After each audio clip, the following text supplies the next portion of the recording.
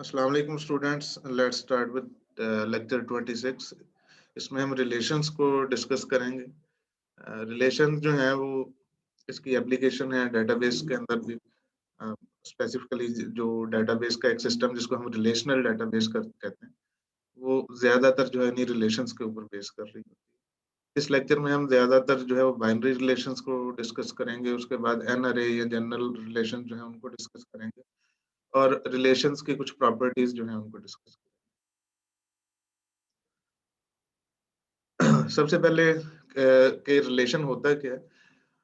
Different चीजों के दरमियान जो रिलेशनशिप है उनको अगर आपने किसी तरह से कैप्चर करना है या किसी तरह से रिप्रेजेंट करना है, तो उसको आप एक रिलेशन की शक्ल में भी कर सकते हैं। लाइक इसकी एग्जांपल क्या है कि अगर आपके पास पेयर ऑफ सिटीज हैं जो कि एक एयरलाइन फ्लाइट के साथ कनेक्टेड है आपस में, तो आप एक पेयर बना सकते हैं जहाँ पे पेयर का जो पहला एलिमेंट होगा वो आपका स्टार्टिंग पॉइंट होगा और उसका जो दूसरा एलिमेंट होगा वो आपकी फ्लाइट की डेस्टिनेशन होगी। तो इनके दरमियान एक रिलेशनशिप है। ज़रूरी नहीं है कि जो ये जो रिलेशनशिप है ये स्ट्रिक्टली मैथमेटिकल रिलेशन हो, जिस तरह लेस देन का रिलेशन है, ग्रेटर देन का है, इक्वालिटी का है, स्क्वायर रूट का है, या इस तरह के रिलेशंस हैं। इसके अलावा भी रिलेशन हो सकता है जो कि आपकी जो रोजमर्रा के जो ऑपरेशंस हैं, बिजनेस ऑपरेशंस हैं, उन पे भी डिपेंड करता है। जहाँ जिस तरह हमने ये एयरलाइन की एक एग्जांपल देखी। अब जो रिलेशंस हैं या रिलेशनशिप है इसको डिस्क्राइब करने का हमने ये तरीका देखना है कि उसको किस तरह से कर सकते हैं। एक उसका डायरेक्ट वे तो ये है कि आप उसको एज ए ऑर्डर्ड पेयर या सेट ऑफ ऑर्डर्ड पेयर जो है उसके तरीके से आप रिप्रेजेंट करते हैं। दो एलिमेंट्स जो हैं या दो ऑब्जेक्ट्स जो हैं वो आपस में रिलेटेड हैं, तो आप उसको उस तरह से लिख दें कि एक पेयर बना दें जहाँ पे पहला ऑब्जेक्ट है ए और दूसरा ऑब्जेक्ट है बी, और आप ये कह दें कि ये दोनों ऑब्जेक्ट्स जो है ये एक रिलेशनशिप के अंदर है।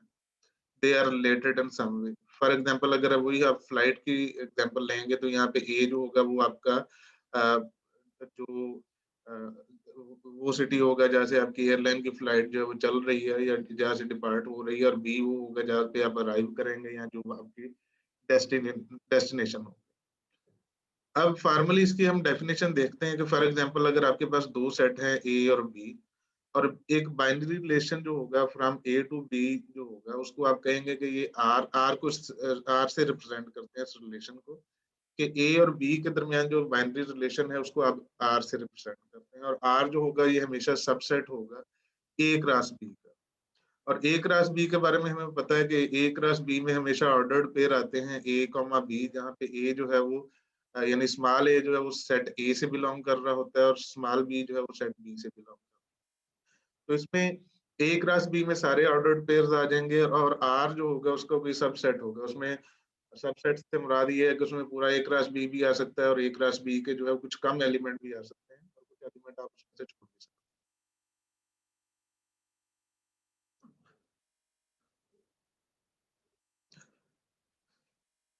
हैं। यही चीज यहाँ पे दोबारा बयान की गई है कि जो आपका रिलेशन होगा वो ए क्रॉस बी का जो है वो सबसेट होगा। उसके बाद नोटेशन ये है कि हम ये कहते हैं कि अगर एक एलिमेंट है ए और बी, यानी ए और बी दो एलिमेंट है, उनके तरफ they are related according to some relationship या they are related according to some relation R, तो आप उसको रिप्रेजेंट करते हैं ए आर बी के साथ।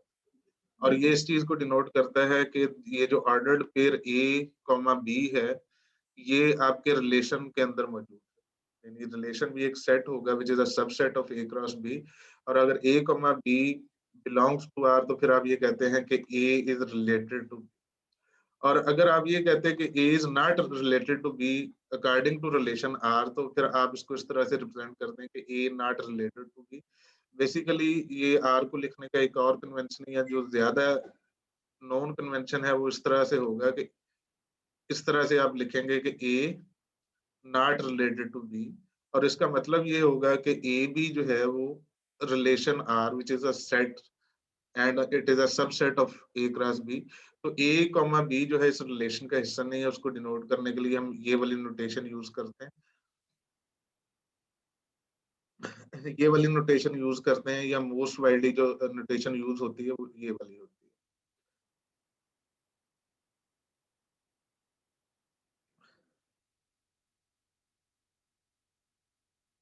उसके बाद एक एग्जांपल है। फॉर एग्जांपल हम ये देखेंगे कि let A be the set of students in your school and B be the set of courses. यानी एक साइड पे सेट है हम स्टूडेंट्स का जो कि स्कूल में मौजूद हैं और दूसरी साइड पे सेट ऑफ कोर्सेज हैं।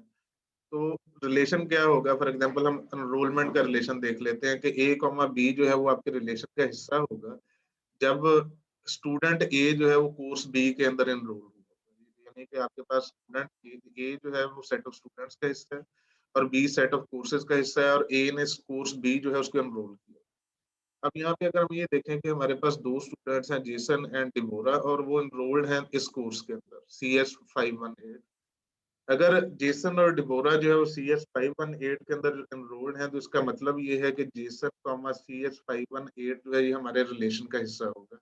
इसी तरह डिबोरा कॉमा CS518 जो है ये भी हमारे रिलेशन का हिस्सा होगा क्योंकि दोनों ने ये कोर्स जो है एनरोल किया। ऑन द अदर हैंड अगर डिबोरा जो है उसने कोर्स CS510 या CS510 जो है उसको एनरोल नहीं किया हुआ, तो ये वाला जो पेयर है डिबोरा CS510 जो है ये हमारे रिलेशन का हिस्सा नहीं होगा।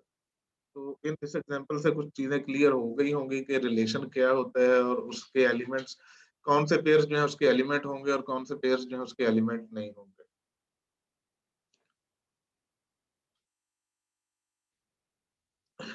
उसके बाद एक और एग्जांपल है, इसमें फॉर एग्जांपल हम ये कहते हैं कि हमारे पास सेट ए है विच इज 0 1 2 और बी है which is equal to A B, और हमने रिलेशन को जो है एक्सप्लिसिटली डिफाइन कर दिया कि रिलेशन के अंदर ये वाले एलिमेंट हैं, 0 is related to A, 0 is related to B, 1 is related to A and 2 is related to B।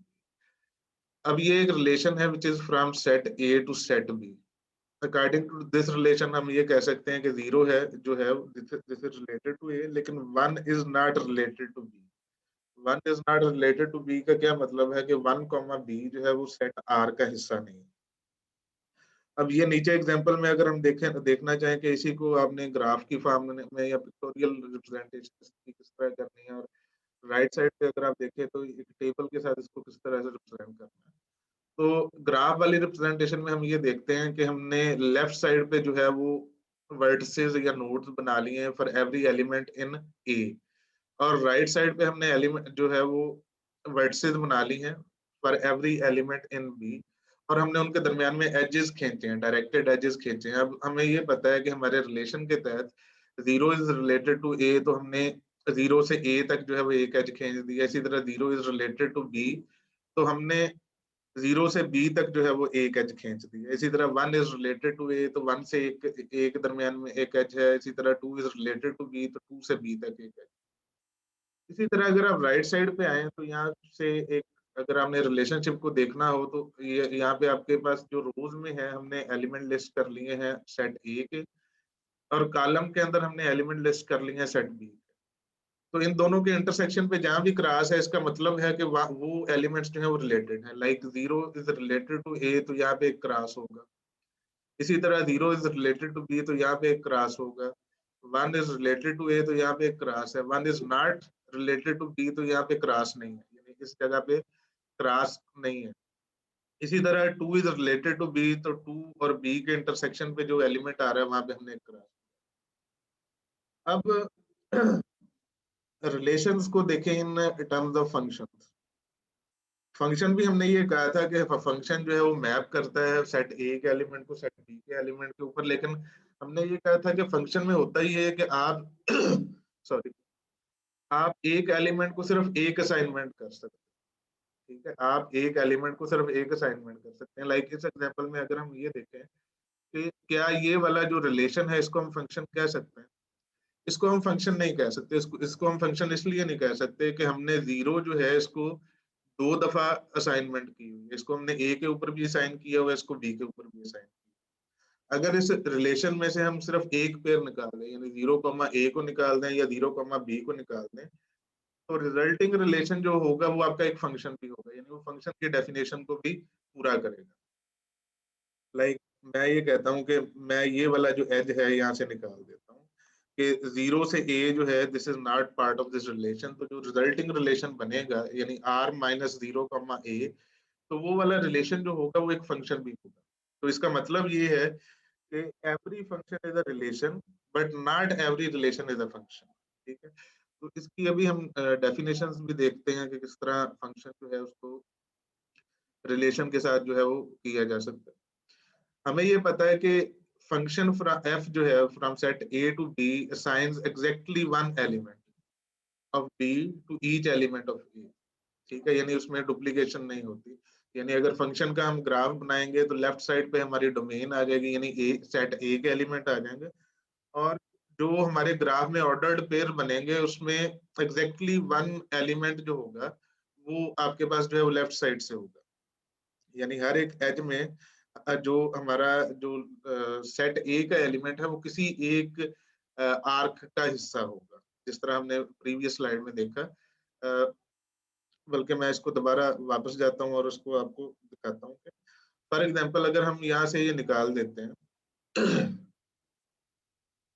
For example यहाँ से अगर हम ये वाला एज निकाल देते हैं तो रिजल्टिंग हमने डिस्कस किया था कि रिजल्टिंग रिलेशन जो है वो फंक्शन बन जाएगा, और फंक्शन जो है वो भी इसी तरह से हम कहते हैं कि एक रिलेशन होता है। तो अगर हमारे जो डोमेन है फंक्शन की टर्मिनोलॉजी में वो है 0, 1 और 2, उसका अगर हर एक एलिमेंट एग्जैक्टली वन एज का हिस्सा है, एक आर्क का हिस्सा है, तो इसका मतलब ये है कि ये वाला जो है ये एक फंक्शन का ग्राफ है, ना कि एक रिलेशन का ग्राफ है। तो according to the definition of the function, हर फंक्शन जो होता है वो एक रिलेशन होता है, लेकिन हर रिलेशन जो है वो फंक्शन नहीं होता। लेकिन अगर हम रिलेशन को इस तरह से बना दें कि उसमें जो डोमेन के एलिमेंट हैं वो सिर्फ एक को डोमेन के एलिमेंट के ऊपर मैप हो रहे होंगे, तो वो रिलेशन भी उसको आप फंक्शन कह सकते हैं। तो जिस तरह हमने यहाँ से किया था कि हमने ये कहा था कि इस आर में से अगर हम 0, A को निकाल दें या 0, B को निकाल दें तो जो रिजल्टिंग रिलेशन होगा वो फंक्शन बन जाएगा। तो यही चीजें जो है वो यहाँ पे डिस्कस हुई है कि जो आपका फंक्शन होता है वो भी एक ऑर्डर्ड पेयर होता है, और ऑर्डर्ड पेयर किस तरह से होता है कि b is equal to f of a के बराबर होता है, और बाकी सारी चीजें जो भी हमने डिस्कस की हैं वही है।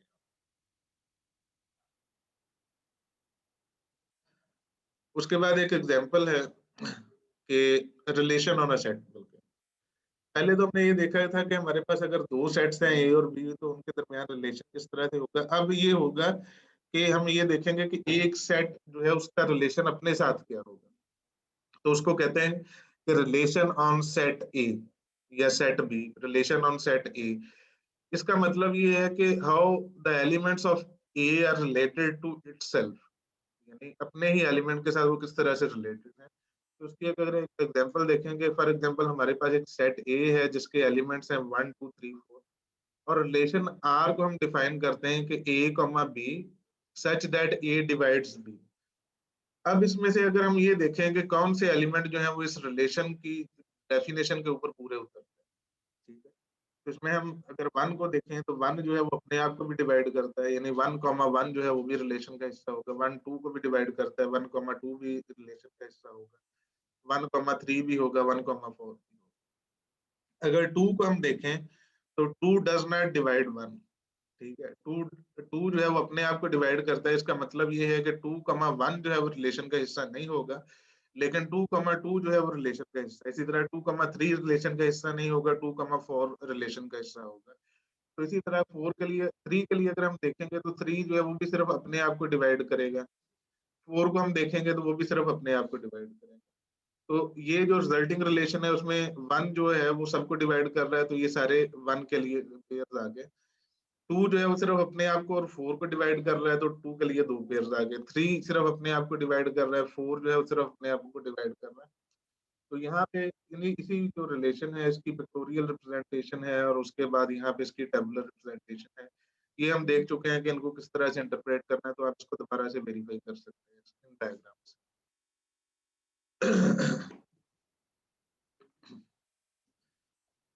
उसके बाद एक एग्जांपल है, उसमें हमें डिफरेंट रिलेशंस दिए गए हैं। R1 ये कहता है कि A B such that A is less than और इक्वल टू बी। उसके बाद R2 की एक डेफिनेशन है कि A B is greater than B. R3 की डेफिनेशन है कि A is equal to B और A is equal to minus B. R4 की डेफिनेशन है कि ए इक्वल्स बी। R5 की डेफिनेशन है कि A is equal to B plus 1। और R6 की डेफिनेशन ये है कि A B such that A plus B less than equal to 3। अब हमने ये देखना है कि ये जो ऑर्डर्ड पेयर्स हैं 1, 1, 1, 2, 2, 1, 1, -1 और 2, 2 ये किन रिलेशंस का हिस्सा है? इसका मतलब ये है कि हमने 1, 1, को चेक करना है कि क्या ये R1 का हिस्सा है, क्या ये R2 का एलिमेंट है, क्या ये R3 का एलिमेंट है, क्या R4 का एलिमेंट है, R5 का है, R6 का है। और हर एक इसमें से पेयर जो है वो एक से ज्यादा रिलेशंस का जो है वो एलिमेंट हो सकता है। तो सबसे पहले देखते हैं 1, 1 को। तो 1, 1 जो है इसको हम यहाँ पे देखते हैं कि 1 इज लेस देन और इक्वल टू 1, यानी a की वैल्यू भी 1 है, b की वैल्यू भी 1 है, तो 1 इज लेस देन और इक्वल टू 1, तो 1, 1 जो है वो R1 का हिस्सा है। अब 1 इज नॉट ग्रेटर देन 1, तो इसका मतलब ये है कि R2 का हिस्सा नहीं है 1, 1। a is equal to b और a is equal to -b, इसका मतलब है कि 1 इज इक्वल टू 1 और 1 इज इक्वल टू -1, तो R3 का भी हिस्सा है 1, 1। R4 का भी हिस्सा है क्योंकि 1 is equal to 1। a is equal to b plus 1 है, तो 1 is not equal to 1 plus 1, तो R5 का हिस्सा नहीं है 1। इसी तरह a plus B less than और इक्वल टू 3, तो 1, 1 में a भी 1 है, b भी 1 है, और इनका एडिशन जो है वो लेस देन और इक्वल टू 3 है, तो R6 का भी हिस्सा है। इसी तरह से आप चेक कर सकते हैं बाकी जो पेयर्स हैं उनको भी कि वो R1 से लेकर R6 तक किन किन रिलेशंस का हिस्सा है।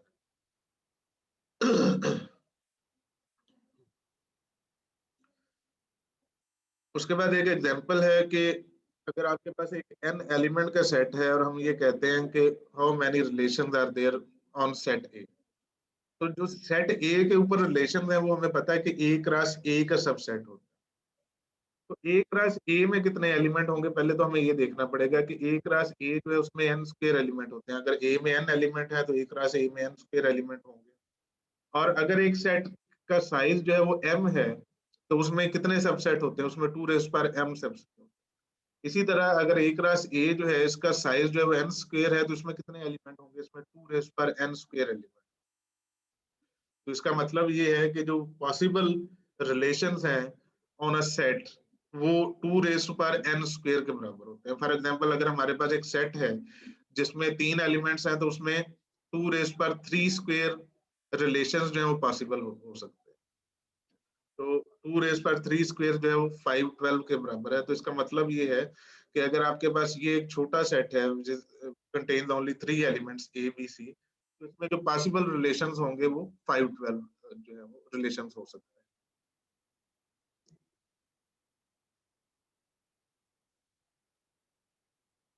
उसके बाद है properties of the relations. Relation जो है वो रिफ्लेक्सिव हो सकता है, अगर रिफ्लेक्सिव नहीं है तो इररिफ्लेक्सिव आप उसे कहेंगे, या वो सिमेट्रिक हो सकता है, अगर वो सिमेट्रिक नहीं है तो उसको आप एसिमेट्रिक भी कह सकते हैं। उसके बाद एंटी सिमेट्रिक। एंटी सिमेट्रिक और एसिमेट्रिक जो है डिफरेंट है। एक जो आपके पास रिलेशन है वो हो सकता है कि सिमेट्रिक ना हो, यानी एसिमेट्रिक हो लेकिन एंटी सिमेट्रिक ना हो। इसकी जब हम डेफिनेशन देखेंगे तो उसको डिटेल में देखेंगे कि एसिमेट्रिक और एंटी सिमेट्रिक कौन कौन से होंगे। और उसके बाद एक रिलेशन होगा जिसको आप ट्रांजिटिव रिलेशन कहते हैं। तो इन सब की डेफिनेशन और कुछ एग्जांपल्स जो है उनको देखते हैं।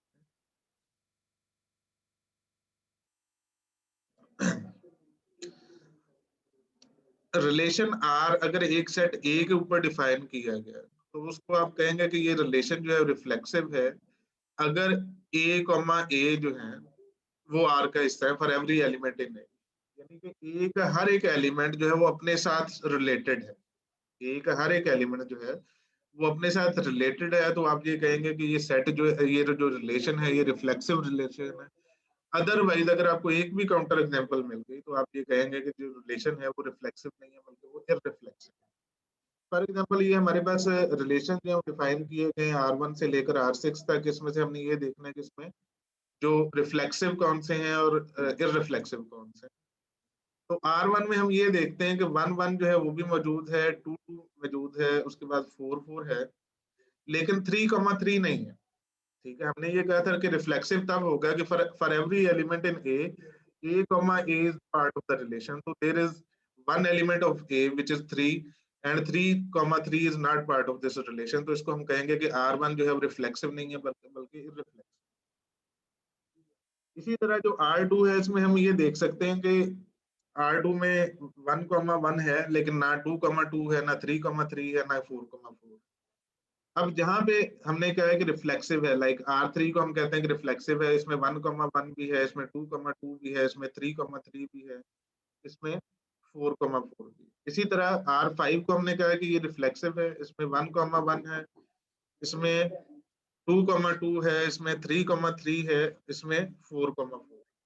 ठीक है, तो इस रिलेशन को हम ये कह रहे हैं कि ये एक रिफ्लेक्सिव रिलेशन।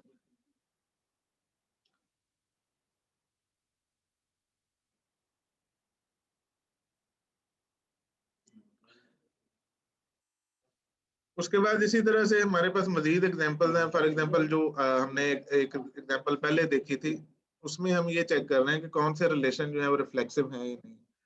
फॉर एग्जांपल इसको अगर हम ये वाला रिलेशन जो है R1 इसको देखें, तो R1 में A, B की डेफिनेशन ये है R1 की कि A इज लेस देन और इक्वल टू 1। तो इसमें हमने ये देखना है कि what is the relation of A, A। क्या A, A जो है वो इस रिलेशन को सेटिस्फाई कर रहा है या नहीं कर रहा। तो हमें पता है कि A इज लेस देन और इक्वल टू A, इक्वालिटी की वजह से, जो लेस देन इक्वल टू में इक्वालिटी है, A, is part of R1।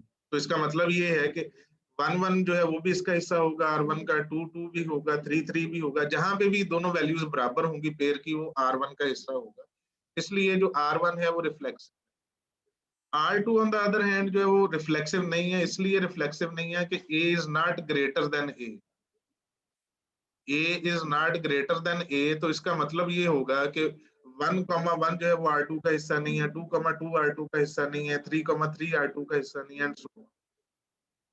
इसी तरह आप R3 और R4 जो है उसके लिए भी वेरीफाई कर सकते हैं कि उसमें जब भी A, जो होगा, यानी जब भी A और B की वैल्यू जो है वो बराबर होगी, तो वो R3 का भी हिस्सा होगा और R4 का भी हिस्सा होगा। लेकिन इसी तरह से आप वेरीफाई कर सकते हैं कि वो दोनों चीजें जो है वो, यानी A, जो होगा, इस तरह की फॉर्म जो होगी वो R5 का और R6 का हिस्सा नहीं होगी।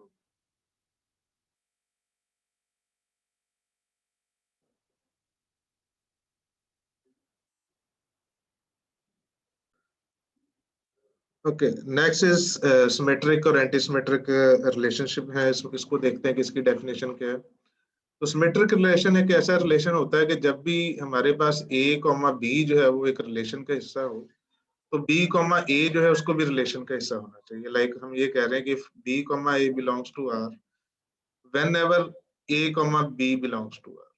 इसकी अगर आप प्रेडिकेट लॉजिक में डेफिनेशन देखें तो for all A, all B, if A, B belongs to R, then B, A must also belong to R। तो ये हमारे पास सिमेट्रिक एक रिलेशनशिप जो है उसकी डेफिनेशन है। एंटी सिमेट्रिक की जो डेफिनेशन है वो ये है कि इसको हम इसी जो प्रेडिकेट लॉजिक के तहत जो इसकी डेफिनेशन है इसी को देख लेते हैं कि अगर A, B जो है वो भी R से बिलोंग कर रहा है और B, A जो है वो भी R से बिलोंग कर रहा है, तो इट इम्प्लाइज के A और B जो है वो same element, like A, B belongs to R, B, A belongs to R।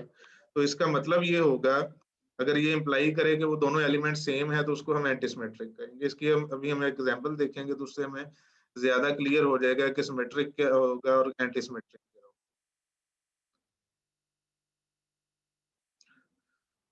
For example ये रिलेशंस हैं हमारे पास दिए हुए, इसमें से हमने ये देखना है कि जो सिमेट्रिक हैं वो कौन से हैं, एंटीसिमेट्रिक जो है वो कौन से हैं। तो यहाँ पे हम ये देखते हैं कि 1,2 जो है वो रिलेशन का हिस्सा है, 2,1 भी रिलेशन का हिस्सा है, यहाँ तक ठीक है। उसके बाद हम ये देखते हैं कि 3,4 जो है वो रिलेशन का हिस्सा है, लेकिन 4,3 जो है वो रिलेशन का हिस्सा नहीं है। इसलिए हम ये कहेंगे कि R1 जो है वो सिमेट्रिक नहीं है। अब ये एंटी सिमेट्रिक भी नहीं है। एंटी सिमेट्रिक क्यों नहीं है कि हमारे पास एक ऐसी काउंटर एग्जांपल है कि 1,2 जो है वो भी रिलेशन का हिस्सा है और 2,1 भी रिलेशन का हिस्सा है, लेकिन 2 और 1 आपस में बराबर नहीं है। इसलिए R1 जो है वो ना वो सिमेट्रिक है ना वो एंटी सिमेट्रिक। R2 के बारे में हम देखें तो ये तो वो केस है जहाँ पे दोनों एलिमेंट बराबर हैं। यहाँ पे डिफरेंस आ रहा है। हम ये देख रहे हैं कि 1,2 जो है वो भी रिलेशन का हिस्सा है और 2,1 जो है वो भी रिलेशन का हिस्सा है। तो इसका मतलब ये है कि R2 जो है ये एक सिमेट्रिक रिलेशन। अब हम एक और रिलेशन की तरफ देखते हैं जो कि एंटी सिमेट्रिक है। फॉर एग्जाम्पल R4 को हम देखते हैं कि यहाँ पे 2,1 रिलेशन का हिस्सा है, लेकिन 1,2 जो है वो रिलेशन का हिस्सा नहीं है। 3,1 जो है वो रिलेशन का हिस्सा है, लेकिन 1,3 रिलेशन में नहीं है। 3,2 रिलेशन का हिस्सा है, लेकिन 2,3 नहीं है। इसी तरह 4,1 रिलेशन का हिस्सा है, 1,4 नहीं है। इसी तरह 4,2 रिलेशन का हिस्सा है, 2,4 रिलेशन का हिस्सा नहीं है। सिमिलरली 4,3 जो है वो रिलेशन में है, लेकिन 3,4 रिलेशन में नहीं है, तो इसलिए R4 जो है ये एंटीसिमेट्रिक। इसी तरह आप वेरीफाई कर सकते हैं R5 के लिए। R6 जो है उसमें तो वैसे ही एक एलिमेंट है, तो उसमें आप बता सकते हैं कि 3,4 जो है वो रिलेशन का हिस्सा है, लेकिन 4,3 जो है वो रिलेशन का हिस्सा नहीं है।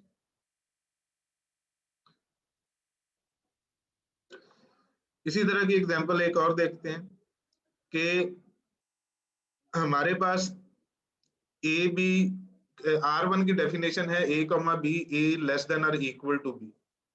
इसको हमने ये देखना है कि ये जो रिलेशनशिप है ये सिमेट्रिक है या एंटी सिमेट्रिक है। तो हमें ये पता है कि ये रिलेशन जो है ये ट्रू होगा फॉर ऑल A, A के लिए। यानी जब दोनों एलिमेंट बराबर होंगे तो A इज लेस देन और इक्वल टू A, उसके लिए तो बराबर होगा। लेकिन अगर हमारे पास इस तरह का रिलेशन है कि 1,2, तो ये आपके पास R1 का हिस्सा होगा, लेकिन 2,1 जो होगा वो R1 का हिस्सा नहीं होगा। ठीक है, यानी 1,2 तो R1 का हिस्सा है, लेकिन 2,1 जो है वो R1 का हिस्सा नहीं है। इसी तरह 1,3 ये R1 का हिस्सा होगा, क्योंकि 1 इज लेस देन और इक्वल टू 3, लेकिन 3,1 जो होगा वो R1 का हिस्सा नहीं होगा। तो इसका मतलब ये है कि R1 जो है ये एक symmetric anti symmetric relation, R1 जो है ये एंटी सिमेट्रिक रिलेशन। इसी तरह R2 के बारे में आप वेरीफाई कर सकते हैं कि जब भी A ग्रेटर देन B होगा तो B ग्रेटर देन A नहीं हो सकता। यानी 2,1 जो है वो R2 का हिस्सा होगा, 1,2 R2 का हिस्सा नहीं होगा। इसी तरह 5,4 जो है वो R2 का हिस्सा होगा, लेकिन 4,5 जो है वो R2 का हिस्सा नहीं होगा। तो R2 जो है ये भी एंटी सिमेट्रिक है। अब हम एक रिलेशन देखते हैं जो कि सिमेट्रिक होगा। फॉर एग्जांपल R6 को हम देख लेते हैं कि जब भी A, B है और A plus B is less than equal to 3, तो B, A जो है वो भी रिलेशन का हिस्सा होगा, क्योंकि B प्लस A जो है वो भी लेस देन इक्वल टू 3 होगा। लाइक मैं ये कहता हूँ कि 1,2, इसमें अगर हम 1 और 2 को ऐड करें तो 1,2 जो है ये 3 के बराबर है, विच इज लेस देन और इक्वल टू 3। इसी तरह अगर मैं इसको इन्वर्ट कर दूं और 2,1 कर दूं, तो 2 प्लस 1 जो है ये भी लेस देन और इक्वल टू 3 होगा। तो ये जो R6 है ये भी एक सिमेट्रिक रिलेशन। R4 को मैंने एक डिफरेंट कलर से कोड किया है, ये एक स्पेशल रिलेशनशिप है। इसको आप कहते हैं कि ये ऐसा रिलेशन है जो कि सिमेट्रिक भी है और एंटी सिमेट्रिक भी। इसके बारे में आप ये देख सकते हैं कि R4 जो है इसमें सिर्फ इस तरह के एलिमेंट जो है वो शामिल होंगे जो कि फॉर्म A, A का होगा। यानी 1 is equal to 1, -1 is equal to -1, like इस शक्ल के A, जहाँ पे दोनों एलिमेंट बराबर होंगे वो R4 का हिस्सा होंगे, उसके अलावा कोई एलिमेंट R4 का हिस्सा नहीं। इसका मतलब ये है कि R4 के जो एलिमेंट हैं वो सिमेट्रिक रिलेशन की प्रॉपर्टीज को भी पूरा करते हैं, एंटी सिमेट्रिक की प्रॉपर्टीज को भी पूरा करते हैं। क्योंकि सिमेट्रिक रिलेशन है जो था उसमें हमने ये कहा था कि अगर A, B जो है वो हिस्सा होगा तो B, A भी हिस्सा होगा। तो उसकी जो प्रेमिस थी कि A, B belongs to R, वही फॉल्स है। तो इसका मतलब ये है कि आपका जो रिलेशन R4 है वो सिमेट्रिक है। इसी तरह एंटी सिमेट्रिक की डेफिनेशन ये थी कि if A, B belongs to R and B, A belongs to R, then A equals B। ठीक है, तो हमें ये पता है कि सारे वो रिलेशन जहाँ पे A और B जो है वो आपस में बराबर हैं वो सारे इस रिलेशन का हिस्सा हैं। लेकिन इसकी प्रेमिस जो है वो सिर्फ उन्हीं एलिमेंट के लिए पूरी होती है कि जहाँ पे दोनों एलिमेंट बराबर होंगे वही रिलेशन का हिस्सा होंगे। और उसकी कॉन्सिक्वेंट जो है वो भी हमारे पास पूरा हो रहा है कि उसमें कोई एलिमेंट ऐसे नहीं है जहाँ पे A और B जो है वो आपस में डिफरेंट है और इस रिलेशन का भी हिस्सा है।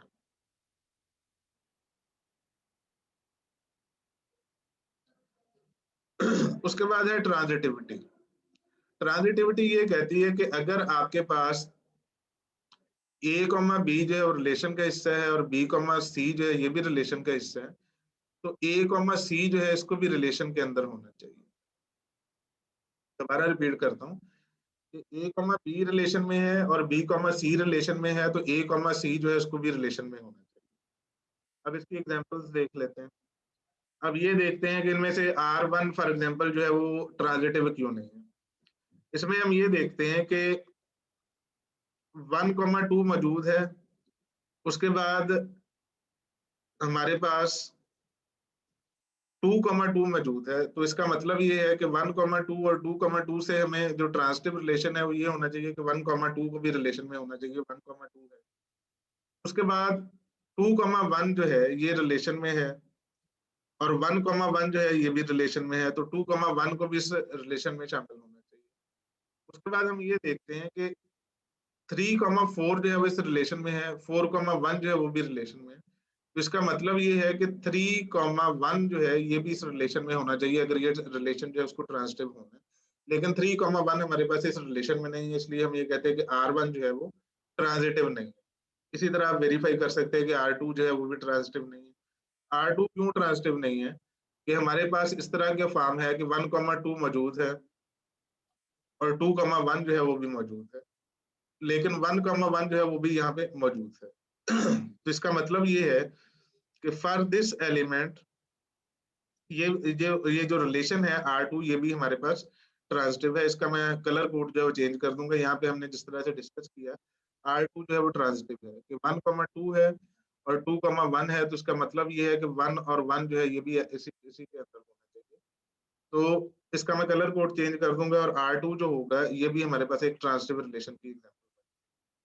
अब R4 जो है इसको चेक करते हैं कि 2,1 रिलेशन में है, 3,1 रिलेशन में है, 3,2 रिलेशन में है। सेकंड एलिमेंट जहां पे भी हमें नजर आएगा उसको हमने देखना है। 4,1 रिलेशन में है, 4,2 है, 4,3 है। हम यहाँ पे देख रहे हैं कि हमारा सेकंड एलिमेंट यानी 1 जो है वो किसी भी रिलेशन का पहला हिस्सा नहीं है।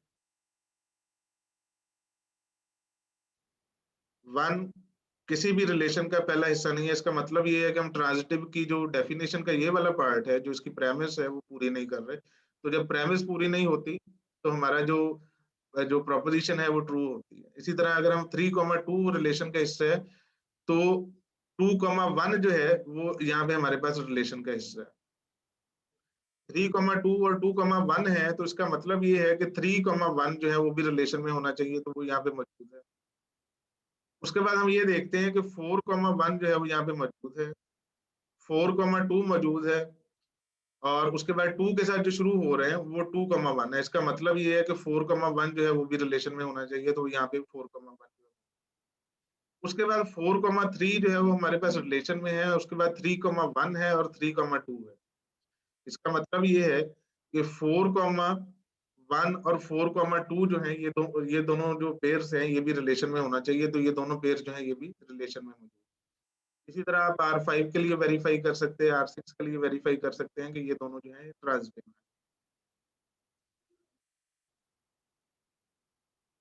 उसके बाद हमारे पास दोबारा रिलेशन है, इनके बारे में हमने बताना है कि कौन से ट्रांजिटिव है।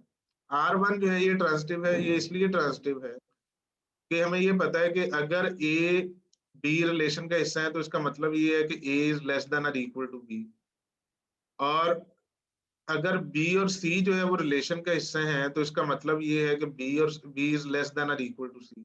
और अगर इन दोनों को हम मिला के देखें कि ए इज लेस देन और equal to B and B is less than और इक्वल टू सी, तो हमें पता है कि A will be less than और इक्वल टू सी, तो इसका मतलब ये होगा कि R1 जो है ये ट्रांजिटिव रिलेशन है।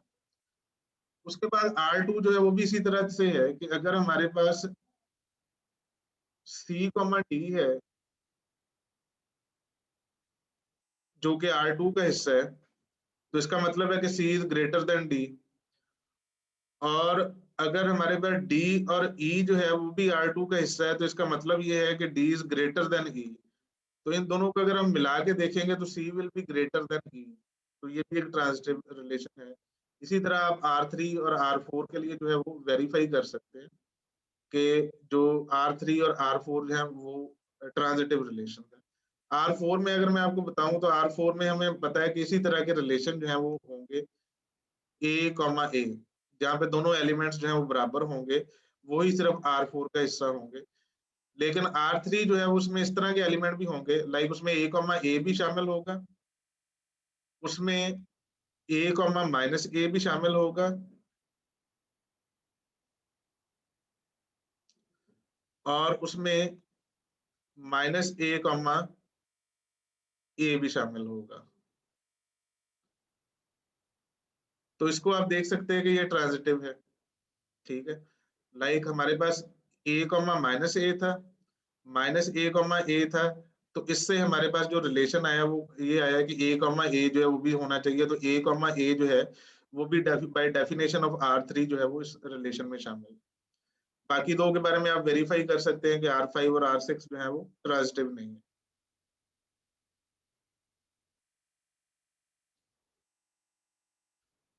उसके बाद है कंबाइनिंग द रिलेशन। जिस तरह हमने फंक्शन देखा था कि जो हम रिलेशंस हैं उनको सेट्स के साथ रिप्रेजेंट करते हैं, लाइक हम ये कहते हैं कि रिलेशन R जो है this is a subset of A cross B, अगर A और B के ऊपर रिलेशन डिफाइन किया गया। तो चूंकि जो रिलेशन है वो खुद से एक सेट है, तो उसके ऊपर हम सेट ऑपरेशंस कर सकते हैं। कौन से ऑपरेशंस कर सकते हैं? हम यूनियन कर सकते हैं, हम इंटरसेक्शन कर सकते हैं, हम सेट माइनस कर सकते हैं, हम एक्सक्लूसिव आर कर सकते हैं।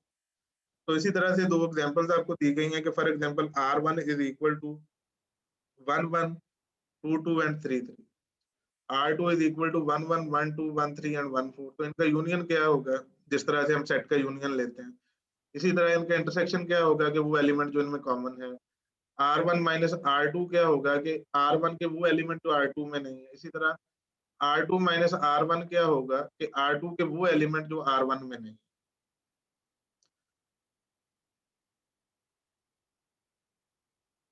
उसके बाद हमारे पास यहाँ पे एक एग्जांपल है कि let R1 is equal to X Y such that x is less than y, और R2 एक ऐसा रिलेशन है एक्स वाई का सच that x is greater then y, और ये सारे रियल नंबर्स के ऊपर जो है डिफाइन किया गया।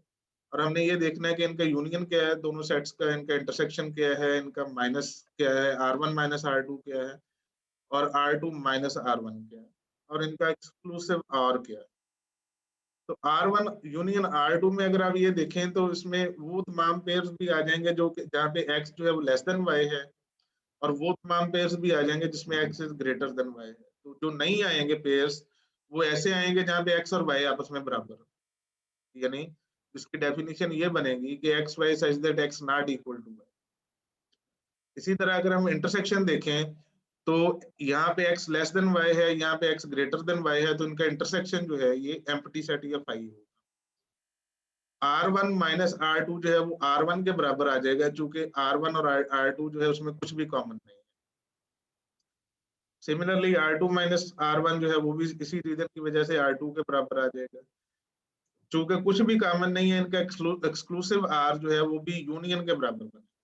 ठीक है, एक्सक्लूसिव R का मतलब ये होता है कि ऐसे एलिमेंट जो कि या तो R1 में है या R2 में है, लेकिन दोनों में मौजूद नहीं है।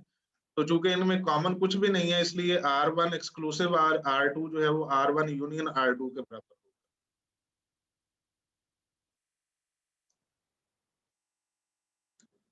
उसके बाद है रिलेशन का कंपोजिशन। जिस तरह हमने फंक्शन की कंपोजिशन पढ़ी थी कि अगर आपके पास जो है वो एक फंक्शन है ए से बी तक और दूसरा फंक्शन है बी से सी तक, F1 और F2 दो फंक्शन थे, तो F1 और F2 की जो कंपोजिशन होगी वो ए से मैप करेगी सी के ऊपर। इसी तरह रिलेशन जो है उसमें भी उसी तरह से कंपोजिशन यूज होती है कि let R be a relation from set A to B, S be a relation from set B to C। Composition जो होगी आर और एस की वो एक रिलेशन होगा कंटेनिंग ऑर्डर्ड पेयर। उसमें ऑर्डर्ड पेयर होंगे A, C, जहाँ पे ए जो है वो सेट ए का हिस्सा है, सी जो है वो सेट सी का हिस्सा है, और जहाँ पे एक एलिमेंट बी मौजूद है in set B such that कि A, B जो है वो रिलेशन आर का हिस्सा है और B, C जो है वो रिलेशन एस का हिस्सा है। तो इसी को हम कहते हैं कि ये दो रिलेशन की कंपोजिशन है, बिल्कुल उसी डेफिनेशन के तहत है जिसके तहत हमने फंक्शन की कंपोजिशन की थी। और इसको हम डिनोट भी उसी तरह से करते हैं, उसी सिंबल के साथ करते हैं कि आर और स्मॉल ओ और एस के साथ। अब हमने इसकी एक एग्जांपल देखनी है कि आर और एस हैं। आर जो है वो from this set to this set, यानी 1 2 3 से 1 2 3 4 पे है, और आर की जो वैल्यूज हैं वो ये वाली हैं। एस जो है वो फ्रॉम 1 2 3 4 टू 0 1 2 है, और एस की वैल्यूज जो है वो ये वाली हैं। अब इसको हम देखते हैं कि जो इसका कंपोजिशन होगा उसमें क्या वैल्यूज आएंगे। तो सबसे पहले हम ये देखते हैं कि R में है 1,1 और S में है 1,0। तो ये वाला 1 और ये वाला 1 जो है ये कॉमन है, तो इसका मतलब ये है कि ये वाला 1 और ये वाला 0 जो होगा ये आपके पास इन दोनों के कंपोजिशन में शामिल होगा। तो 1,0 जो है वो कंपोजिशन। इसी तरह अगर हम इसको आगे से देखें कि 1,4 जो है वो यहाँ पे R में मौजूद है और 4,1 जो है वो S में मौजूद है, तो 1,1 जो होगा वो हमारे पास इनके कंपोजिशन में आ जाएगा। उसके बाद 2,3 जो है वो R में है और 3,1 जो है वो S में है और 3,2 जो है वो भी S में है। उसका मतलब ये होगा कि यहाँ पे 2 के साथ एसोसिएट होगा 1 भी और 2 के साथ एसोसिएट होगा 2 भी, तो 2 पेयर्स आ जाएंगे। 2,1 जो है वो भी रिलेशन में आ जाएगा, 2,2 जो है वो भी रिलेशन में। उसके बाद 3,1 जो है वो R में है, तो 3 के साथ जो है ये 3 के साथ हमने शायद देख लिया है। हाँ नहीं 3 as A first second element देखा है, 3 एज ए फर्स्ट एलिमेंट नहीं देखा। 3,1 मौजूद है, तो यहाँ पे हमने ये देखना है कि 1 के साथ क्या मौजूद है। 1 एज ए फर्स्ट एलिमेंट, तो सिर्फ एक एलिमेंट है 1 0, तो इसका मतलब ये है कि 3 0 जो होगा इसको भी इसके कंपोजिशन का हिस्सा होना चाहिए। फाइनली हम ये देखते हैं कि 3,4 जो है ये हमारे पास R का हिस्सा है और 4,1 जो है ये हमारे पास S का हिस्सा है। इसका मतलब ये है कि 3,1 जो है इसको भी इसके कंपोजिशन का हिस्सा होना चाहिए। तो इस तरह से हम जो कंपोजिशन है सेट्स की या रिलेशंस की इनफैक्ट जो रिलेशन की कंपोजिशन है इस तरह से कैलकुलेट करते हैं।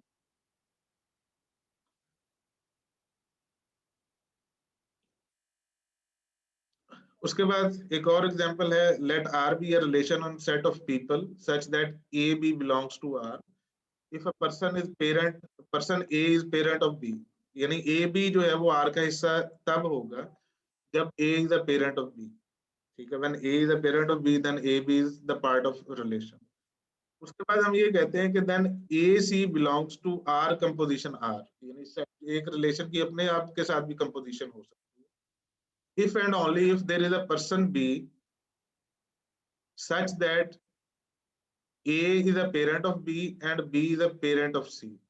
ठीक है, यानी हमारे पास एक एलिमेंट B ऐसा है जिसमें B का पेरेंट A है और C का पेरेंट जो है वो B है, तो फिर A, C जो होगा वो इसकी कंपोजिशन का हिस्सा होगा। इसका मतलब ये है कि A, C जो है वो इस कंपोजिशन का हिस्सा उसी सूरत में होगा if and only if A is a grand parent of C। ठीक है, तो यहाँ पे हमने यही लिखा है कि A, C जो है वो कंपोजिशन का हिस्सा तब होगा जब A is a grand parent of C। उसके बाद है पावर्स ऑफ रिलेशन। अभी हमने रिलेशन की कंपोजिशन पढ़ी, तो हम जो रिलेशंस की पावर है यानी R⁻1, R⁻2, R⁻3 और जनरली R⁻n, उसको जो है in terms of composition relation composition define कर सकते हैं। तो इसको हम रिकर्सिवली डिफाइन करते हैं कि R1 जो है वो तो R के बराबर होगा और Rn+1 जो होगा वो Rn कंपोजिशन R के बराबर। तो इसकी एक एग्जांपल देख लें कि लेट R जो है वो इस सेट के बराबर है। तो हमें ये देखना है कि R² क्या है, R³ क्या है, R⁻4 क्या है और उससे आगे क्या चलता है। तो सबसे पहले एक R² जो है वो मैं आपके लिए कर लूंगा, जो है वो सॉल्व करूंगा। R² जो है वो R कंपोजिशन R के बराबर। तो यहाँ पे 1,1 है, तो हमने ये देखना है कि 1 के साथ कितने पेयर स्टार्ट हो रहे हैं। तो 1 के साथ ये एक पेयर ही स्टार्ट हो रहा है और उसका दूसरा हिस्सा भी 1 है, तो 1,1 जो है वो एज इट इज यहाँ पे आ जाए। यहाँ पे हम ये देख रहे हैं कि 2,1 जो है वो R का हिस्सा है और 2 के साथ और 1 के साथ जो एलिमेंट स्टार्ट हो रहे हैं वो 1,1 है। ठीक है, तो यहाँ से 2 इस पेयर से 2 आ जाएगा और इस पेयर से 1 आ जाएगा और 2,1 जो है ये हमारे पास R² का हिस्सा बन जाएगा। उसके बाद हम ये देखते हैं कि 3,2 जो है वो R का हिस्सा है और 2,1 जो है वो भी R का हिस्सा है। तो यहाँ से 3 आ जाएगा पेयर में और यहाँ से 1 आ जाएगा, तो 3,1 जो है ये R² का हिस्सा बन जाएगा। उसके बाद हम ये देखते हैं कि 4,3 जो है ये R का हिस्सा है और 3,2 जो है ये भी R का हिस्सा है। तो यहाँ से 4 आ जाएगा पहला एलिमेंट और यहाँ से 2 आ जाएगा और 4,2 जो है ये भी हमारे पास आर स्क्वायर का हिस्सा बन जाएगा। अब आर क्यूब जो है ये आर स्क्वायर कंपोजिशन आर के बराबर है। आपने ये देखना है कि इसमें कौन से एलिमेंट मौजूद हैं और आर में कौन से एलिमेंट मौजूद हैं, उसके तहत आप जो है आर क्यूब को भी सॉल्व कर सकते हैं, आर रेज़ पर 4 को भी सॉल्व कर सकते हैं।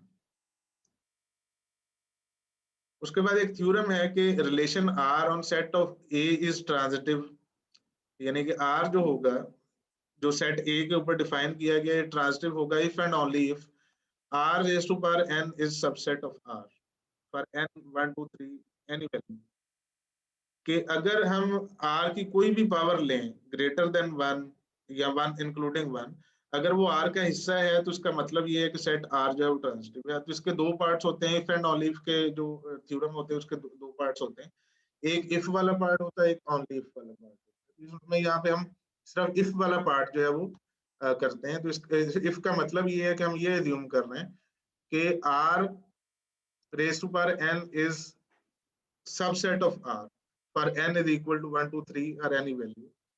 इन पर्टिकुलर हम ये कह रहे हैं कि आर स्क्वायर जो है वो आर का सबसेट है। अब यहाँ से हम ये चीज देख सकते हैं कि if a b belongs to R and b c belongs to R, then by the definition of composition a c belongs to R square. यानी ए सी जो है वो आर स्क्वायर में सिर्फ तब ही आएगा जब ए बी जो है वो भी आर का हिस्सा है और बी सी जो है वो भी आर का हिस्सा है। अब अगर ए सी जो है वो आर स्क्वायर में शामिल है और आर स्क्वायर जो है वो सबसेट है आर का, जिस तरह हमने अज्यूम किया, इसका मतलब ये है कि ए सी जो है वो भी आर का हिस्सा है। तो आर को ट्रांजिटिव साबित करने के लिए यही चीजें चाहिए थी कि ए बी जो है वो भी आर का हिस्सा है, बी सी जो है वो भी आर का हिस्सा है और ए सी जो है वो भी आर का एलिमेंट है। तो ये तीनों चीजें जो है वो हमने प्रूव कर दी हैं। तो उसका मतलब ये है कि हमने ये प्रूव कर दिया कि अगर ये कंडीशन जो है सही हो, यानी आर रेज़ पर एन जो है वो सबसेट हो आर का, तो जो आर होगा वो एक ट्रांजिटिव रिलेशन होगा।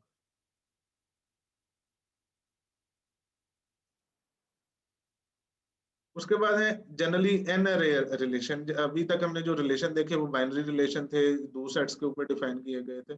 अगर हमारे पास ज्यादा सेट है, लाइक A1 है, A2 है, AN है, ये सारे AI जो है ये सेट्स हैं, तो हम एक एन अरे रिलेशन इनके ऊपर जो है वो डिफाइन कर सकते हैं, which is a subset of their product. यानी ये जो एन अरे रिलेशन होगा वो A1 times to A2 times A3 times A4 times और अप टू AN तक जो इनका प्रोडक्ट होगा उसका सबसेट होगा। और यहाँ पे जो ये सेट्स हैं A1 A2 से लेकर AN तक, ये कहते इनको अब ये कहते हैं कि ये जो सेट्स हैं they are domains of the relation. ठीक है, यानी ये जो सेट्स होंगे ये उस रिलेशन की डोमेन होंगे और जो वैल्यू n होगी वो उस रिलेशन की डिग्री होगी। अब इसी डेफिनेशन से हम ये देख सकते हैं कि जो बाइनरी रिलेशन होता है उसकी डिग्री जो है वो हमेशा 2 होती है और उसमें दो सेट होते हैं। डोमेन उसमें क्या हो सकती है, अगर वो सेट ऑफ इंटीजर से सेट ऑफ रियल नंबर पे है तो उसकी एक डोमेन जो है वो सेट ऑफ इंटीजर होगा, दूसरी डोमेन जो है वो सेट ऑफ रियल नंबर होगा। इसको हम एग्जांपल से यहाँ पे भी देखते हैं। Let R be a relation on n cross n cross n। n आपको पता है कि ये नेचुरल नंबर्स होते हैं जिसमें ट्रिपल्स होंगे या 3 टुपल्स जिनको आप कह सकते हैं, where a b and c are integers where a less than b और b less than c। तो इसका मतलब ये होगा कि 1 2 3 इस तरह का जो 3 टुपल होगा वो रिलेशन का हिस्सा होगा, लेकिन 2 4 3 जो है वो रिलेशन का हिस्सा नहीं है। क्यों नहीं है? कि 2 जो है वो तो लेस देन 4 है लेकिन 4 जो है वो लेस देन 3 नहीं है। तो इस एग्जाम्पल में आप ये देख सकते हैं कि इस जो रिलेशन हमने इस एग्जाम्पल में डिफाइन किया है इसकी डिग्री 3 है और इसकी 3 डोमेन्स हैं और हर एक डोमेन जो है वो सेट ऑफ नेचुरल नंबर पे। ठीक है, लाइक इसकी 3 डोमेन्स हैं और हर एक डोमेन जो है वो सेट ऑफ नेचुरल नंबर पे है और इसकी डिग्री कितनी है? इसकी डिग्री 3।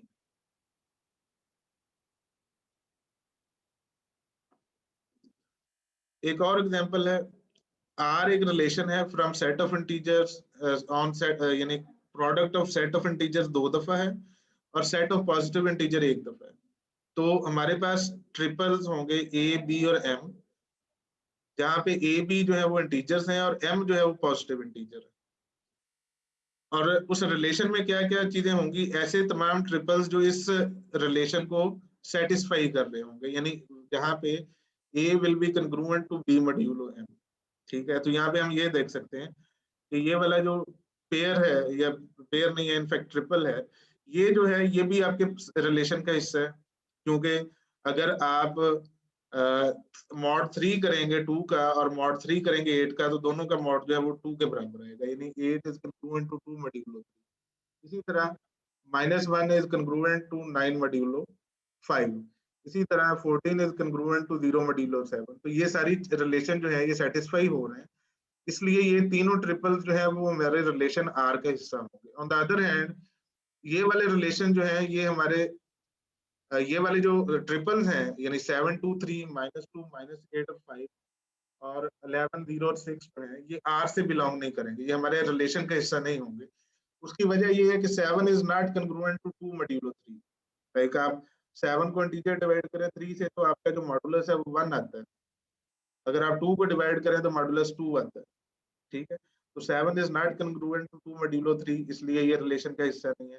इसी तरह -2 is not congruent to -8 modulo 5, इसलिए ये भी रिलेशन का हिस्सा नहीं है। Similarly 11 is not congruent to 0 modulo 6, इसलिए ये भी रिलेशन का हिस्सा नहीं है। यहाँ पे हम अगर देखें तो ये एक ऐसा रिलेशन है आर जिसकी 3 डोमेन्स हैं। 2 डोमेन जो है वो सेट ऑफ इंटीजर है, एक डोमेन जो है वो सेट ऑफ पॉजिटिव इंटीजर है, और इस रिलेशन की डिग्री जो है वो 3 है।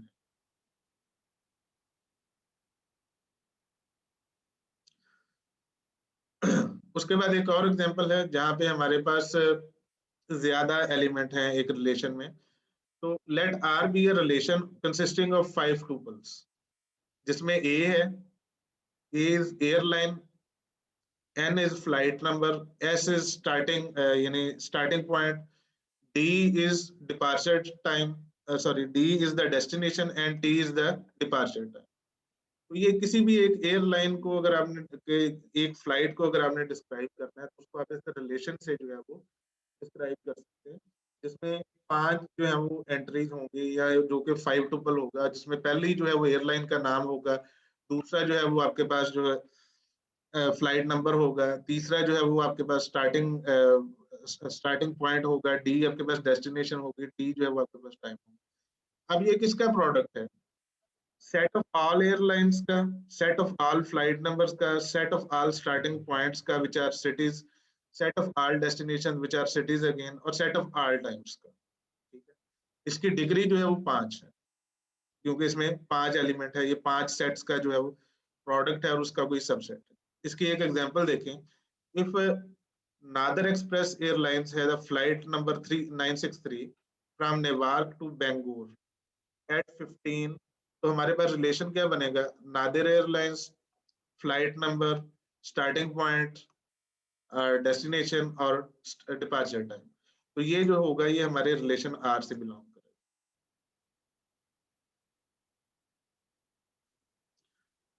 उसके बाद है डेटाबेसेस को रिलेशन के कॉन्टेक्स्ट में देखना। तो हमारे पास एक तरह का डेटाबेस है जिसको हम ये कहते हैं कि रिलेशनल डाटा मॉडल। तो रिलेशनल डाटा मॉडल जो है वो ज्यादातर जो है वो बल्कि मेनली रिलेशंस के ऊपर बेस कर रहा होता है।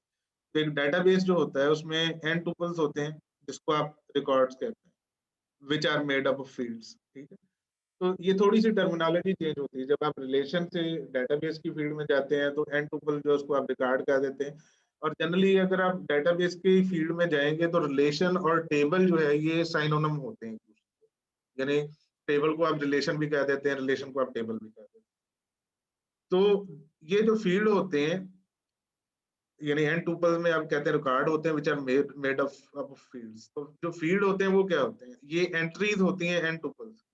फॉर एग्जांपल, अगर एक स्टूडेंट का डेटाबेस है तो उसमें जो फील्ड्स होंगे वो क्या होंगे? नेम होगा, स्टूडेंट नंबर होगा, मेजर होगा और जीपीए होगा, ये उसके फील्ड। तो जो रिलेशनल डाटा मॉडल है वो एक डेटाबेस को रिप्रेजेंट करता है as an ary relation that is a set of records.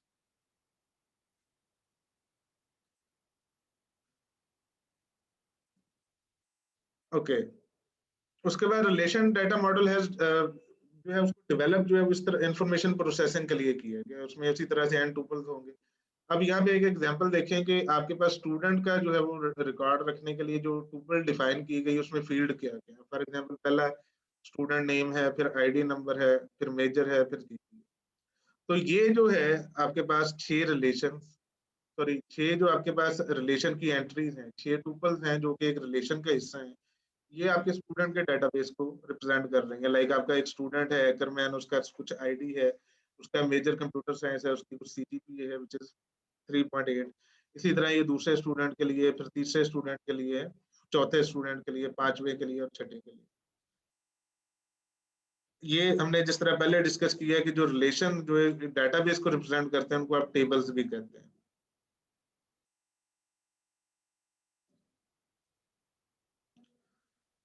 अब हम टेबल की टर्मिनोलॉजी में आ गए और उसी में हम ज्यादातर जो डिस्कशन है वो हम करेंगे कि एक domain of N ary relation is called primary की। यहाँ पे बेसिकली आपकी प्राइमरी की डेफिनेशन जो है वो दी गई है। डोमेन ऑफ एन अरे relation is called primary key when the value of n tuple from this domain determines the n tuple. That is, a domain is a primary key when no two n tuples in the relation have the same value from this domain. तो ये जो चीज है इसको थोड़ा सा समझने की कोशिश करते हैं। तो सबसे पहले उसने कहा है कि एक डोमेन जो होगी वो n टुपल होगी। डोमेन क्या होती है? फॉर एग्जांपल अगर हमारे पास एक रिलेशन है, ये वाला इसको इसी टेबल को अगर हम रिलेशन समझें तो ये किसके ऊपर डिफाइन किया गया है? Set of student names, product set of ID numbers, product set of measures set और प्रोडक्ट सेट ऑफ जीपीएस। तो इसमें जो डोमेन है वो क्या है? सेट ऑफ स्टूडेंट नेम्स एक डोमेन है, सेट ऑफ आईडी नंबर्स एक डोमेन है, सेट ऑफ मेजर्स जो है वो एक डोमेन है, सेट ऑफ जीपीएस जो है वो एक डोमेन है। तो वो ये कह रहे हैं कि प्राइमरी की जो है वो एक ऐसी डोमेन को आप ये कहते हैं जो यूनिकली आइडेंटिफाई करे आपके किसी भी टुपल को, या अल्टरनेटली यहाँ पे वो कह रहा है कि एक ऐसी डोमेन होगी जहाँ पे वैल्यू रिपीट नहीं होगी। ठीक है, तो इस टेबल में अगर हम ये देखें तो फर्स्ट ने जो स्टूडेंट नेम है इसकी वैल्यू रिपीट नहीं हो रही। इसका मतलब ये है कि स्टूडेंट नेम जो है ये भी प्राइमरी की है, ये आपके किसी भी एक टुपल को, किसी भी एक फोर टुपल को यूनिकली आइडेंटिफाई करता है। इसी तरह की एक और प्राइमरी की जो है वो आईडी नंबर है, कि आईडी नंबर जो है वो भी हर एक टुपल को यूनिकली आइडेंटिफाई करता है। और ना नेम का जो फील्ड है उसमें कोई वैल्यू डुप्लीकेट आ रही है, ना आईडी नंबर का जो फील्ड है उसमें कोई वैल्यू डुप्लीकेट आ रही है। लेकिन अगर जनरली अगर आप देखेंगे, अगर हम ये कहें कि इस टेबल में 6 से ज्यादा रिकॉर्ड नहीं आएंगे तो आप स्टूडेंट नेम को भी प्राइमरी की रख सकते हैं। लेकिन अगर इस टेबल में ज्यादा एंट्रीज मजीद आएंगी, जिस तरह टेबल्स में आती हैं, डाटाबेस में नया डाटा आता है, तो आपको पता है कि जो नेम्स हैं वो डुप्लीकेट हो सकते हैं। इसलिए एक प्रैक्टिकल डाटाबेस में हम सिर्फ आईडी नंबर जो होगा उसको चूज करेंगे एज ए प्राइमरी। तो आईडी नंबर एक ऐसी डोमेन है जो कि इस टेबल की जो एंट्री जो रोज हैं या एन टुपल है रिलेशन के, उनको यूनिकली आइडेंटिफाई कर।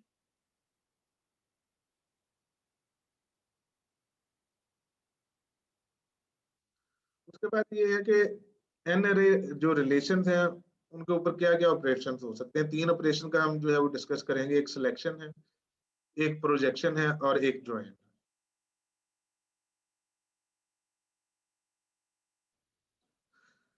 सिलेक्शन ऑपरेटर क्या करता है कि बेसिकली इसको आप let R be an n ary relation, यानी एक रिलेशन आपको दे दिया गया, साथ में आपको एक कंडीशन सी दे दी जिसको जो कि एलिमेंट्स ऑफ आर जो है उस कंडीशन को सेटिस्फाई कर भी सकते हैं, नहीं भी कर सकते। Then the selection operator S C ये क्या करेगा? जो सिलेक्शन ऑपरेटर है maps the n ary relation to the n ary relation of all n tuples from R that satisfy the condition R. यानी कि इसकी जो इनपुट है वो भी एन अरे टुपल्स है और इसकी जो आउटपुट है वो भी एन अरे टुपल्स है, यानी कि पूरा का पूरा टेबल ये भी रिटर्न करेगा इन टर्म्स ऑफ फील्ड्स। ठीक है, लेकिन इन टर्म्स ऑफ रोज जो है ये कम हो जाएगी। रोज इसमें से वो वाली रोज खत्म कर देगा जो कि हमारी कंडीशन सी को सेटिस्फाई नहीं करती। इसको अगर आप एग्जांपल से देखें तो ज्यादा क्लियर होगा कि let C be a condition के जीपीए जो है वो 3.45 से ज्यादा है, और ये हमारे पास टेबल है पूरा जिसके ऊपर हमने ये कंडीशन लगानी है, जिसके ऊपर हमने ये सिलेक्शन ऑपरेटर जो अप्लाई करना है। तो यहाँ पे हम ये देखेंगे कि ये वाला जो स्टूडेंट है इसकी सीजीपीए 3.45 से ज्यादा नहीं है, ये वाला स्टूडेंट है इसकी सीजीपीए 3.45 से ज्यादा नहीं है, उसके बाद ये वाला स्टूडेंट है इसकी सीजीपीए 3.45 से ज्यादा नहीं। तो जब ये सिलेक्शन ऑपरेटर अप्लाई होगा तो हमारे पास जो टेबल सिलेक्ट होंगे उसमें फील्ड तो सारे होंगे, यानी स्टूडेंट नेम भी होगा, आईडी नंबर भी होगा, मेजर भी होगा, जीपीए भी होगी। लेकिन उसमें वो वाले स्टूडेंट्स नहीं होंगे जिनका जिनका जीपीए जो है वो 3.45 से कम है। तो सिलेक्शन ऑपरेटर बेसिकली क्या कर रहा है, वो फिल्टर कर रहा है, वो आपके डाटा को, आपकी एंट्रीज को फिल्टर कर रहा है। उसके बाद है प्रोजेक्शन ऑपरेटर। प्रोजेक्शन ऑपरेटर का सिंपली इसकी डेफिनेशन पढ़ लेते हैं। इसका जो सिंपली मतलब ये है कि आपके पास एक टेबल है जिसमें से आपके पास 10 फील्ड है, और 10 फील्ड में से आपको 4 फील्ड चाहिए, तो आप 4 फील्ड जो चूज कर लेते हैं, बाकी जो 6 फील्ड हैं उनको आप चूज नहीं करते। तो बेसिकली ये प्रोजेक्शन है। इसकी जो डेफिनेशन है वो भी हम देखते हैं कि projection operator P I1 I2 से लेकर IM तक जो है वो क्या करता है, जहाँ पे I1 is less then I2 और ये सारे जो है पेयर्स लेस देन IM के बराबर, ये मैप करते हैं n tuple to m tuple, जहाँ पे m जो है वो लेस देन और इक्वल टू n है। यानी आपके पास टोटल n टुपल के जो रिकॉर्ड्स थे उनमें से आपने कुछ जो है उनको चूज कर लेना, लाइक आपने m को चूज कर लेना है और n माइनस m जो है उनको आपने डिस्कार्ड कर देना। ठीक है, इसकी एक एग्जांपल है। फॉर एग्जांपल हमने प्रोजेक्शन जो है वो अप्लाई करनी है P1,3 to the following 4 tuples. 4 tuple ये है 2,3,0,4। इस पे हमने P1,3 को अप्लाई करना है, तो इसका मतलब ये है कि इसका हमने पहला एलिमेंट ले लेना है और इसका हमने तीसरा एलिमेंट ले लेना है। तो ये 2,0 जो होगा इसका आउटपुट होगा, और 3 और 4 जो है उसको हम डिस्कार्ड कर रहे हैं। इसी तरह Jane, Doe, comma, ID number, comma, geography, comma, CGPA, इसके ऊपर अगर हम ये अप्लाई करेंगे तो पहला फील्ड जो है वो आ जाएगा हमारे पास जेन डो आ जाएगा, और हमारे पास तीसरा फील्ड आ जाएगा जो कि उसका मेजर। इसी तरह P1,3 को जो हम इस पे अप्लाई करेंगे तो हमारे पास A1 आ जाएगा और A3 आ जाएगा। A2 और A4 को हम डिस्कार्ड कर देंगे। अब इसी को देखते हैं कि ये वाली एग्जांपल जब टेबल के ऊपर अप्लाई होगी तो फिर क्या होगा। लाइक हमारे पास ये 4 फील्ड थे, इसमें से हम 2 फील्ड जो हम लेना चाहते हैं, इसमें से हम P1,4 अप्लाई करते हैं। इसका मतलब ये है कि हम ये वाला फील्ड ले रहे हैं और फोर्थ फील्ड जो है वो ले रहे हैं, यानी हम स्टूडेंट नेम ले रहे हैं और हम जीपीए ले रहे हैं। इसी तरह की एक और एग्जांपल देखते हैं। इसमें हम P1,2 अप्लाई कर रहे हैं ऑन टेबल 3। ठीक है, ये टेबल 3 है, इस पे P1,2 अप्लाई कर रहे हैं, तो इसका जो रिजल्ट है वो थोड़ा सा डिफरेंट है। डिफरेंट किस तरह से है कि इसमें आपने लिया तो वही है कि आपने स्टूडेंट का कॉलम ले लिया, पहला कॉलम, और उसके बाद आपने दूसरा कॉलम ले लिया मेजर का, और कोर्स का कॉलम जो है इसको आपने डिस्कार्ड कर दिया। लेकिन आप ये देख रहे हैं कि टेबल 3 में और टेबल 4 में जो नंबर ऑफ टुपल्स हैं या नंबर ऑफ रिकॉर्ड्स हैं उनका फर्क है। टेबल 3 में काफी ज्यादा है, टेबल 4 में कम है, उसमें सिर्फ 3 एंट्रीज हैं। तो टेबल 4 में सिर्फ वही एंट्रीज हैं, यानी आफ्टर प्रोजेक्शन हो सकता है कि आपके पास जो वैल्यूज, यूनिक वैल्यूज अगर आप काउंट करें तो वो कम रह जाए as compared to the original table जिसके ऊपर आप प्रोजेक्शन जो है वो अप्लाई करें।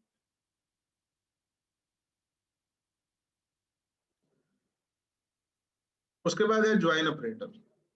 ज्वाइन ऑपरेटर ने बेसिकली ये करना है कि आपके पास एक टेबल 1 है, एक टेबल 2 है, और उन दोनों में कुछ फील्ड्स जो है वो कॉमन है, और इसने क्या करना है ज्वाइन ऑपरेटर ने कि दोनों टेबल्स को ज्वाइन कर देना है उन जगहों पे जहां पे जो कॉमन फील्ड्स हैं उनकी वैल्यू बराबर आ रही है। अब इसकी डेफिनेशन पढ़ते हैं। डेफिनेशन के बाद इसकी एग्जांपल देखेंगे तो चीजें ज्यादा क्लियर हो जाएंगी। तो आपके पास एक रिलेशन R है जिसकी डिग्री M है, और दूसरा रिलेशन S है जिसकी डिग्री N है, और ज्वाइन ऑपरेटर जो है इन दोनों पे जेपी। जेपी का मतलब ये है कि पी जो है इसमें वो कॉमन जो फील्ड्स होंगे, पी जो है वो आर में भी होंगे, आर का भी हिस्सा होगा, और पी जो है वो एस का भी हिस्सा होगा। Like P is less than और equal to M and P is less than और इक्वल टू एन। तो ये आपको रिटर्न क्या करेगा, M plus N minus P, like degree of first relation plus degree of second relation minus degree of common elements. ठीक है, common field जो है वो माइनस हो जाएंगे, और इसकी जो फॉर्म होगी वो इस तरह से होगी कि A1, A2 और AM माइनस पी तक, ये वाले जो फील्ड होंगे ये आपके पास सिर्फ रिलेशन R के अंदर होंगे। C1 C2 से लेकर CP तक जितने एलिमेंट होंगे ये आपके कॉमन होंगे, यानी ये R में भी होंगे और ये S के अंदर भी होंगे। उसके बाद B1 B2 और Bn माइनस पी जो ये सारे एलिमेंट होंगे ये आपके पास सिर्फ रिलेशन S के अंदर होंगे। वेयर M टुपल में ये वाले जो एलिमेंट्स हैं ये R से बिलोंग कर रहे हैं। इसमें आप ये देख सकते हैं कि A वाले भी सारे एलिमेंट हैं और कॉमन एलिमेंट्स भी हैं। कॉमन एलिमेंट का मतलब ये है कि दोनों में है, तो उसका मतलब ये है कि वो R में भी होंगे। और जो दूसरा होगा उसमें n टुपल होंगे S के अंदर, जिसमें कॉमन एलिमेंट आएंगे और उसके बाद जो element specific to that relation S हैं वो आ जाएंगे। In other words, join operator JP produces a new relation from two relations by combining m tuples of the first relation with n tuples of the second relation. यानी इन दोनों को वो combine कर रहा है, और कंबाइन किस फार्मूले के तहत कर रहा है? Where the last p components of the m tuples agree with the first p components of the n tuple. तो इस स्टेटमेंट का सिंपली मतलब ये है कि जहां पे आपके पास जो पहला रिलेशन है उसके जो कॉमन एलिमेंट्स हैं उनकी वैल्यू एग्री करें दूसरे रिलेशन के कॉमन एलिमेंट्स की वैल्यू के साथ। इसकी एग्जांपल देखें, इससे ज्यादा चीजें जो है वो क्लियर होंगी। लाइक हमारे पास ये दो टेबल हैं, टेबल 5 और टेबल 6। इसमें है प्रोफेसर, डिपार्टमेंट, कोर्स नंबर, और दूसरी जगह पे है डिपार्टमेंट, कोर्स नंबर, रूम और टाइम। तो जो हमारे पास पी की वैल्यू जिसको हम कहते हैं वो कौन सी है? बेसिकली ये दो वैल्यूज जो है वो कॉमन है, यानी डिपार्टमेंट और कोर्स नंबर यहाँ पे भी है, डिपार्टमेंट और कोर्स नंबर यहाँ पे भी है। और ज्वाइन क्या होगा? जहां पे इनकी वैल्यूज बराबर है। लाइक यहाँ पे प्रोफेसर का नाम क्रूज है, डिपार्टमेंट नेम जूलॉजी है, तो आप ये देखेंगे कि इस के साथ जो कोर्स नंबर की वैल्यू आएगी वो 335 आएगी। तो जहां पे ये दो वैल्यूज बराबर आएंगी दूसरे टेबल में, यानी दूसरे टेबल में ये दो वैल्यूज कहाँ पे आएंगी? जूलॉजी और 335। तो यहाँ पे जो पहली रो होगी उसको आप इस रो के साथ अपेंड कर देंगे। लाइक आपकी जो फाइनल रो आएगी क्रूज जूलॉजी 335, यहाँ पे क्रूज जो है ये पहले टेबल से आया, टेबल 5 से। ये दो एंट्रीज जो है ये दोनों टेबल्स में मौजूद है और दोनों में इसकी वैल्यू है, डिपार्टमेंट की जूलॉजी है और कोर्स नंबर की 335 है। और ये वाली जो दो वैल्यूज हैं ये आपके पास टेबल 6 में से आ रही है। इसी तरह कोई और रो देखते हैं। हम ये देखते हैं कि प्रोफेसर का नाम फार्बर है, उसका जो डिपार्टमेंट है वो साइकोलॉजी है और उसका कोर्स नंबर जो है वो 501। अब यहाँ पे हम ये देखते हैं कि डिपार्टमेंट साइकोलॉजी और 501 कहाँ पे है, तो साइकोलॉजी और 501 यहाँ पे आ रहा है। तो इसके अगेंस्ट जो रो होगी, यानी इसको जब हम कंप्लीट करेंगे तो वो आ जाएगा फार्बर साइकोलॉजी कोर्स नंबर 501, और ये इंफॉर्मेशन जो है ये कहाँ से आएगी? A100 और 3PM। इस तरह से आप जो ज्वाइंस हैं उनको कंप्यूट करें।